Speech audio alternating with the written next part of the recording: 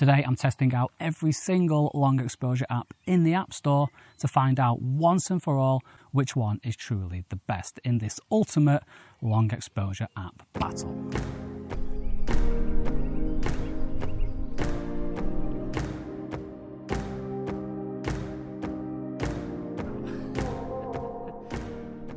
Okay, so I'm not actually going to test out all of the slow shutter apps in the App Store because some of them don't actually work. Seriously, you can't even download them because they don't run on the latest version of iOS. Which is a real shame because I was really looking forward to checking out the likes of all-in-one HD slow shutter Pic Lab and Studio Art Design Editor free, and A1 super slow shutter camera, long exposure cam and pic editor. But never mind, because we still have the likes of Motion Pro and Slowly camera. Okay, we don't actually have those two either because, well, they're both shit. And that's the thing about the overwhelming majority of the slow shutter apps in the App Store. They're either shit or a scam for one or more of the following reasons. Number one, using fake photographs in the App Store listing. This is really pathetic and highly misleading. Number two, the app is basically just an ad. Number three, sharing the exact same layout and interface elements, which is highly suspicious. And number four, the app doesn't actually work. It's completely useless. Seriously, how are these apps allowed in the App Store? How have they passed Apple's notoriously picky quality control process? Anyway, with those time wasters and fraudsters eliminated, that leaves us with 7 long exposure apps up for consideration. In alphabetical order, we have Camera Pixels, Even Longer, Moment, NeoShot, ProCam 8, Slow Shutter Cam, and Spectre. And I think that's a good variety. All provide long exposure functionality, but they're all different in numerous ways. So let's jump in and see what's what.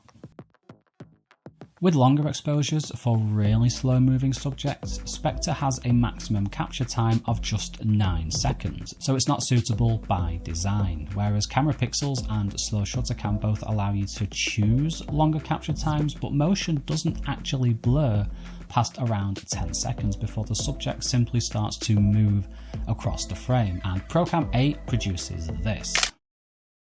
Which, yeah.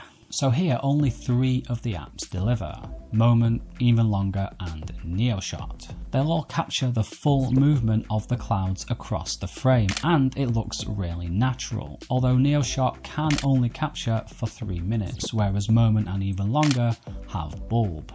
But when capturing for very long times like 10 minutes or more, Moment can sometimes, not all the time, but it can overheat and drain your battery, whereas Even Longer remains a cool customer throughout.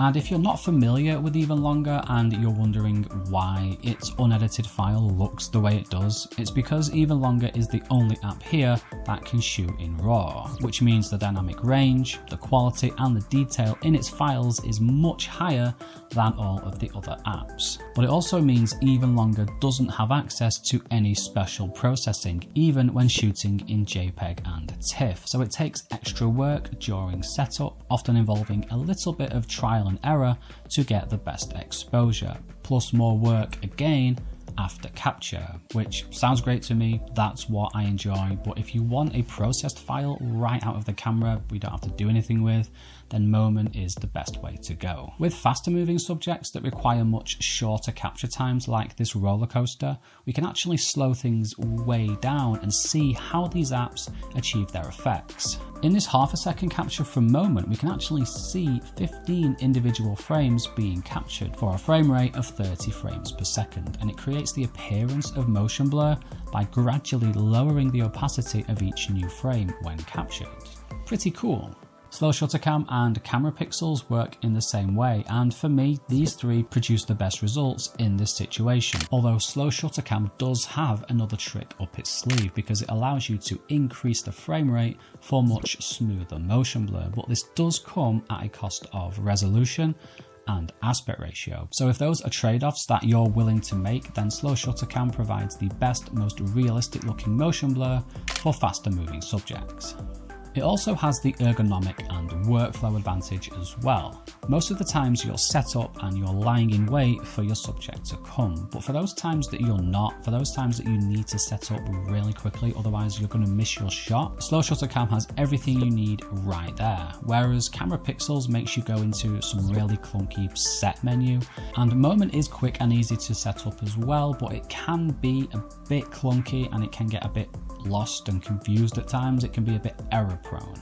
On the other hand, NeoShot, Spectre and even longer only allow a minimum capture time of 3 seconds, and you can see how that's just too long to capture movement like this. The subject ends up looking a lot more faded, which doesn't really give you a compelling shot. And once again, ProCam 8 does its own thing entirely. It bottoms out at 4 seconds, and it actually freezes the first frame, lowers the opacity, and then goes from there to produce a sort of ghost train that's behind its own trail, which again,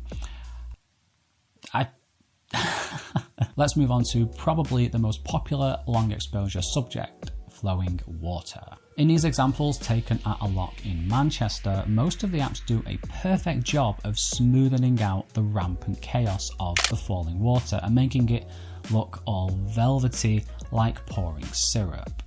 The two that don't quite deliver here though are NeoShot, and I really don't want to seem like I'm picking on it, but ProCam 8.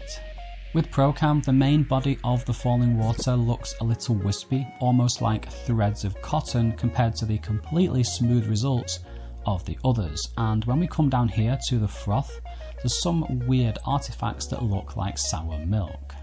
NeoShot, on the other hand, has handled the main body of the falling water really well, no complaints there. But down here, the froth has these strange patches of blue hue, making it look like Electro's forehead. NeoShot is quite an interesting app though, because I thought at first it was going to be completely useless like all the others that I hadn't heard of, but it isn't, and it actually works in quite a unique way by having you choose either a shutter speed or an ND filter, and then it builds the exposure from blackness over time, which I don't think is the best, most practical way to do things, but it's different at least.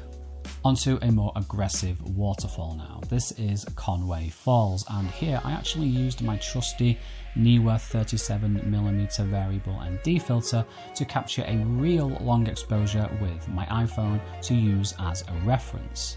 This is 1/5 of a second, 1/2 a second, and 1 full second, which is the maximum time you can shoot in RAW on an iPhone. So let's see how our apps compare, starting with the one I was most disappointed with, even longer. First of all, the level of detail in the rocks and the surrounding leaves is absolutely stunning, better than the raw file of the real long exposure and better than all of the processed files from the other apps, but it trades all of that quality for frame rate. In this example, Even Longer captured 200 frames over 21 seconds for a frame rate of 9.5 frames per second, and the water looks silky smooth. Great, but this unfortunately was a one-off, because in the overwhelming majority of the other photos that I captured, it achieved a frame rate of 3.8 frames per second, which resulted in the water looking like this.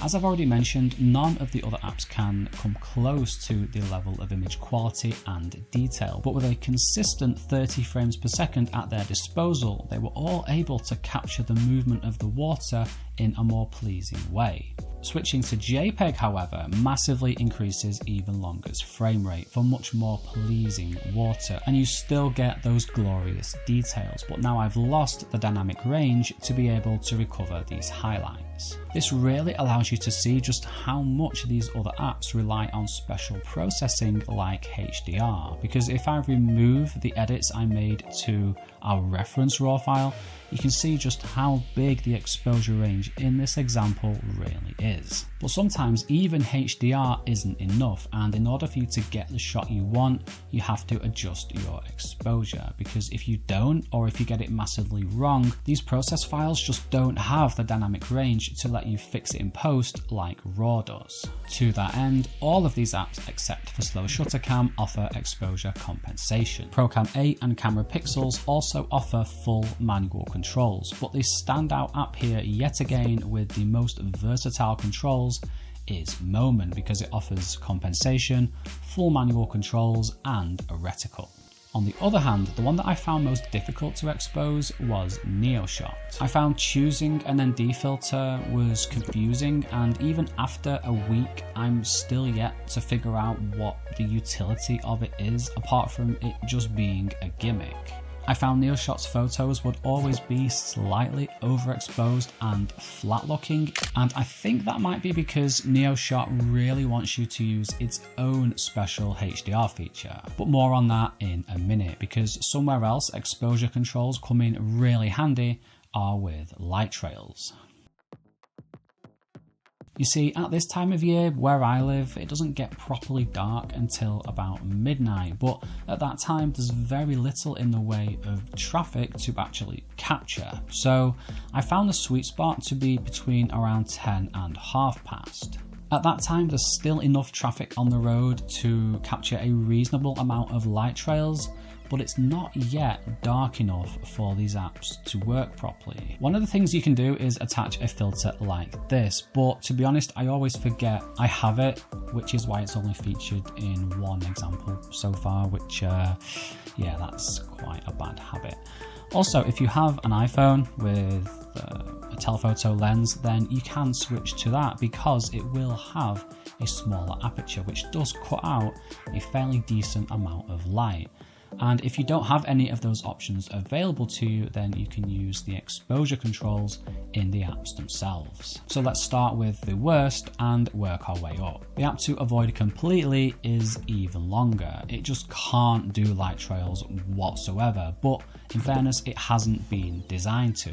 In its App Store listing, there's no mention or promise of light trails whatsoever. Next we have NeoShot, and unlike Even Longer, NeoShot talks a big game about its light trails. And if it can do this, then power to it, but I just couldn't get it to work.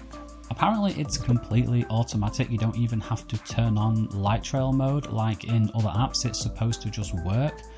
But for me, it just did this every single time, and I think it might have been because it wasn't dark enough.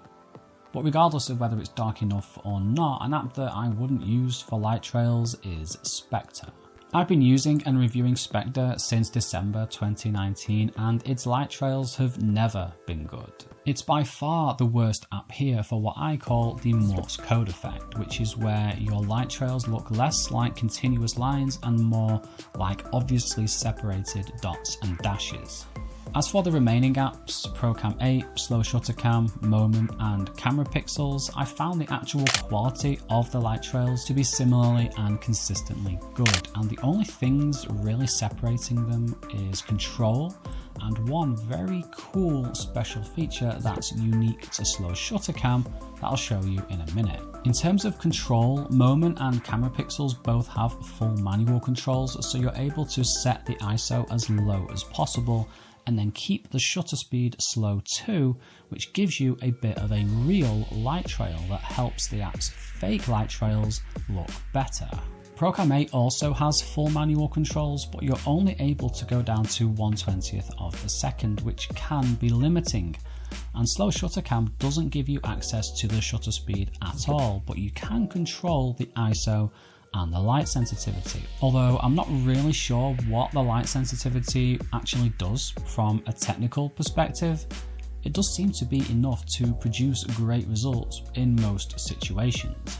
And the special feature that I mentioned before in Slow Shutter Cam is its ability to continue with an exposure after the current one has finished. And this is really cool because it allows you to build on your light painting with a second photo, and you can use it with motion blur to create some sweet double long exposures. So if I'm rocking up to take some light trails and I've left my ND filter at home, which is always, then I'm going to go with Slow Shutter Cam, and if it's not quite dark enough, then Moment is my second. Finally, there's a couple more special features I want to show you before I wrap up.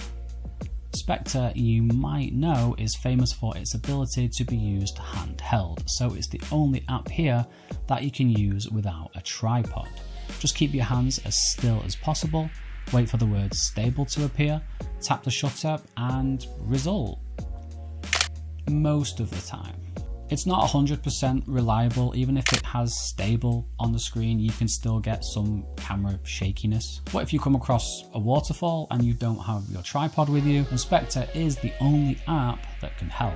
It also shouldn't be overlooked just how groundbreaking and unique Even Longer's ability to shoot in DNG is. But as much dynamic range as its RAW files have, sometimes you need more, and this is why Even Longer's parallel bracketing feature is so good, and it's definitely made a lot of my recent shots not only better, but possible in the first place.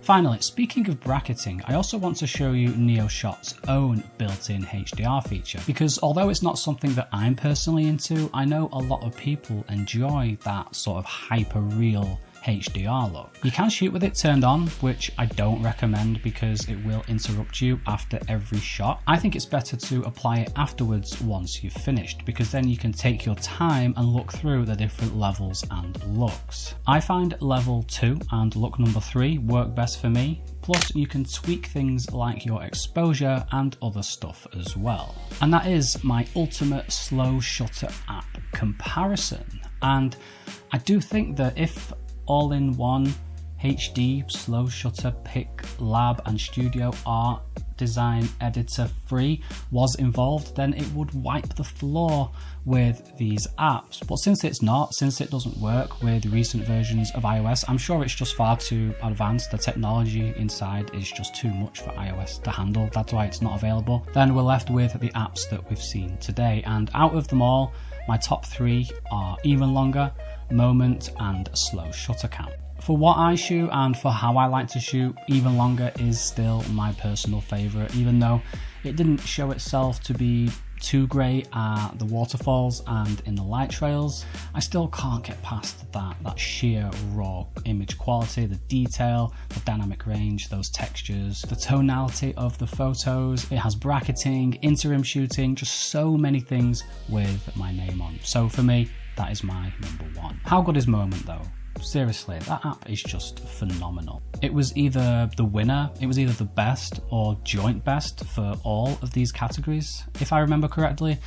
And like no other app just comes close to it in the App Store. Don't forget, it is not just a slow shutter app. You also get photo, video, and time lapses. It's worth every penny, and it is the best all-round camera app in the App Store. And honestly, nothing else comes close. Lastly, there is Slow Shutter Cam, the OG, the grandfather of long exposure apps in the App Store. And despite being the oldest app here, it still feels as fresh as ever. And while it might not deliver on those longer capture times, it nails pretty much everything else. And there are things that only it can do, and because of that, it stays on my iPhone. And that's it. Thank you so much for watching. If you want to support me, then there are links in the description, various ways to do so. So much work goes into these videos. This is my full-time thing, so it would be much appreciated. And I repay you by, of course, delivering content like this. Feel free to let me know what sort of videos you'd like to see in the comments below. You can also find me on the Gram, the Instagram, and Twitter as well. So for more great content, feel free to click on either of the videos that are on screen now, or wait a few more seconds for the bloopers. Take care, stay curious, and peck around.